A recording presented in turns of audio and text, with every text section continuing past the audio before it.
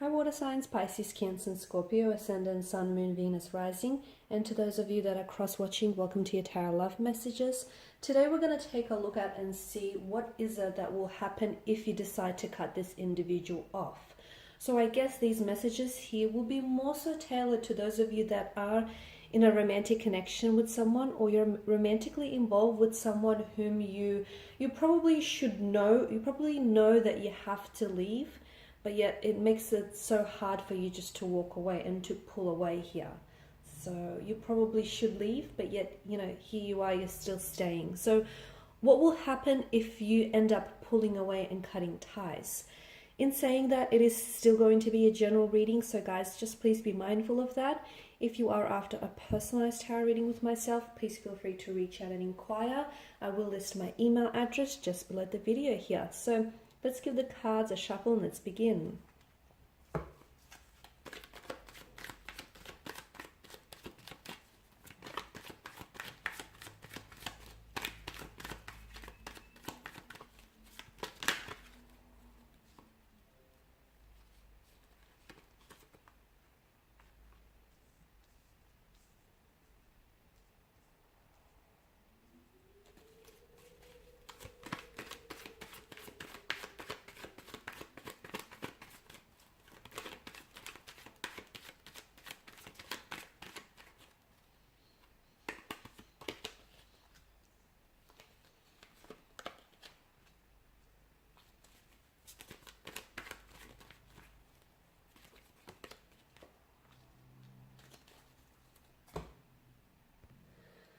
So here you are, guys. It's a decision that you've been thinking about for quite some time, okay? So I guess this isn't the first time this thought has crossed your mind here. You've been given this quite some thought, but obviously with the Four of Swords, the presence of the Four of Swords, it's a very pained energy, and you're coming up as a bit of a wounded soldier, the one that, is laying at rest here. He's recuperating, he's withdrawing to nurture his wounds here. So this is a connection in which, by the looks of things, leaving here, walking away from this person is going to be a very difficult decision. I'm not going to sit here and tell you that it's going to be easy, and it may be for the better.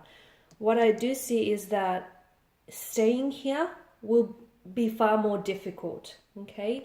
And staying in a connection that is ultimately exhausting you, staying in a connection that feels a little toxic, or it feels like this person is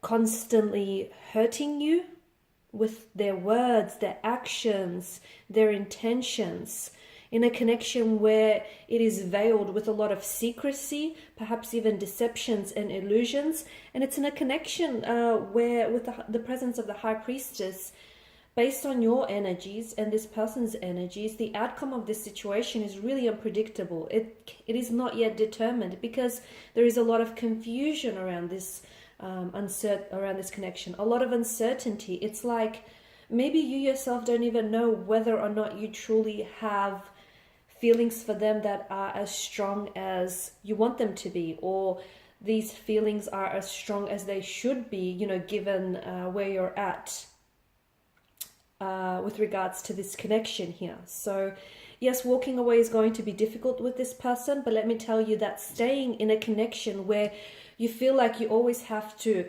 second guess yourself, you always have to question their loyalty, their commitment to you, or whether or not they're as involved and invested in this connection as you are, that's going to be much more difficult. And that's going to be much more painful than you staying. Walking away will be hard, but for you, staying in this connection, which is threatening your peace of mind, and it's actually taking more away from your happiness than it's contributing to it, is going to be far more difficult for you. In fact, with the presence of the Six of Wands, this is a card of movement. And, this card is all about forward momentum. It's success, it's progression here. It's recognizing your achievements. It's moving towards that goal here, and it feels like if you do move forward, it'll be a step, and more importantly, a step in the right direction. So sometimes people come into our lives and they stay, okay? They end up staying on, whether as romantic interests, as lovers, as husbands or wives, sometimes as friends, as soulmates, twin flames, they stay. But others come into our life and they set up a little home, but it's only temporarily, okay? And that's because this person comes into our lives and they have a mission, okay? There's a sole purpose why you've attracted this person and they've attracted you. There's a lesson behind it. There are a blessing in some way. They're there to teach you. And even if they do hurt you in the process, there is still something to come out of that pain or that misfortune, whether it's a lesson, whether it's you being pushed outside of your comfort zone, whether it's the universe here trying to show you, something about a certain individual or about a collective of individuals. There's something in it for you. And for me, this person and their energy feels like your connection with them has the purpose and the destiny of a connection has been realized and it's been manifested. And I'm just not sure that there's any more room for you to grow, at least not at this point in time. So it feels like moving forward, especially if it's what you want to do, if you want to move forward here into the next stage of a relationship and your person is not ready, or if you want to elevate yourself and you want to grow and you have some goals and aspirations and achievements you want to meet and your person is holding you back, that's how you know your person is not right for you. Because if this person isn't moving towards that shared goal and shared intention, then it's not your person, okay? As I was talking about earlier on, as I was just saying, that some people come into our lives and they stay briefly and, they do what it is that they have to do. But the expiration date of this connection, it feels like it's drawing or nearing to an end, and it feels like this person has nothing left in them to give to you. There's nothing left for them to teach you, or there's nothing that they could do. So ultimately, guys, if you did decide to stay in such a connection, especially if you can relate to something like this, it means that instead of you growing and blossoming and evolving and thriving and realizing your potential and talents and inching closer towards what it is that you want, if you stay in such a connection that is holding you back and that is stunted and stalled, it doesn't make them a bad person. It just means that this isn't the person for you, that this person isn't going where you're going. And that's why you can't take them with you, because they're not going in the direction that you're headed in.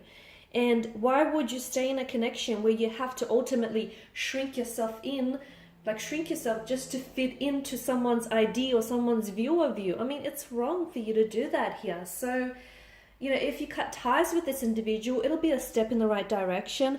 It's hard to say whether or not, sometimes when you pull back, okay, and it makes the other person, sometimes your absence makes someone really appreciate your presence. It happens. And it's hard to say whether it might be this, it might be the case in this instance. It may, especially with the High Priestess, but it feels like they may react in an unpredictable manner. And it feels like for some of you, if you walk away, this is the end. And there's no turning back. And if you turn back, you're only going back to what you left in the first place. For others of you, walking away somehow will birth a new start with you guys.